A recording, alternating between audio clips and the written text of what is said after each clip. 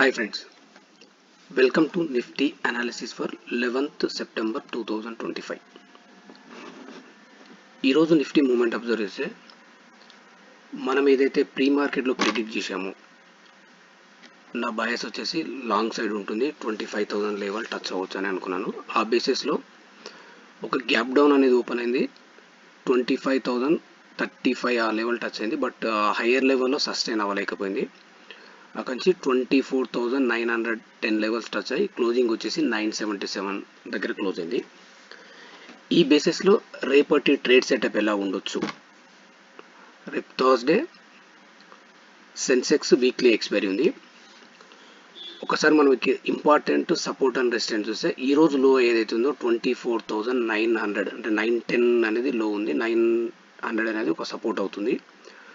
అదేవిధంగా రెసిస్టెన్స్ చూస్తే 25,033 నుంచి 35 రేంజ్ అనేది ఒక రెసిస్టెన్స్ అవుతుంది.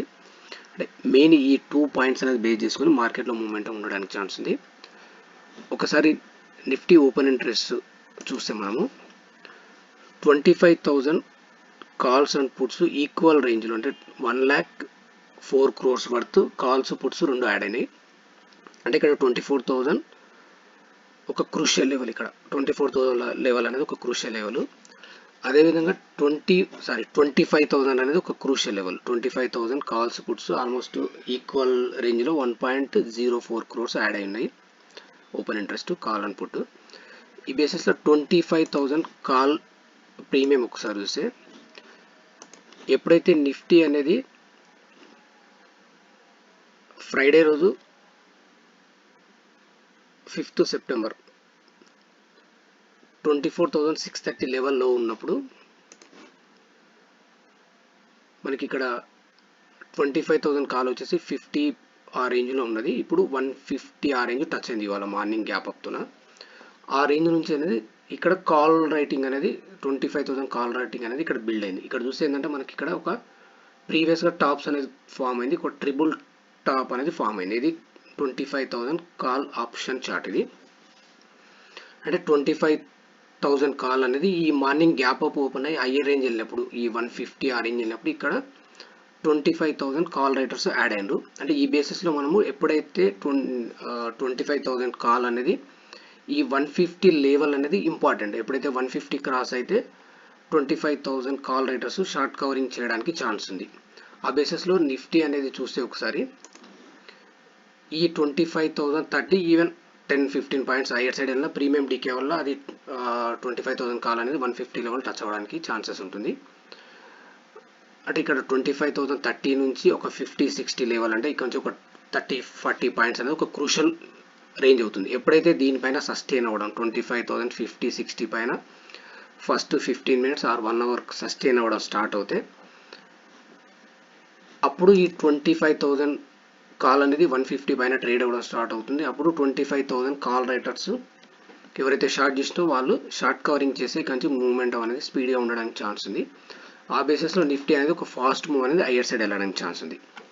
సేమ్ అదేవిధంగా పుట్ రైటర్స్ చూస్తే 25,000 పుట్ రైటర్స్ పుట్ ప్రీమియం చూస్తే ఇది ఆల్మోస్ట్ 95 రేంజ్లో ట్రేడ్ అవుతుంది.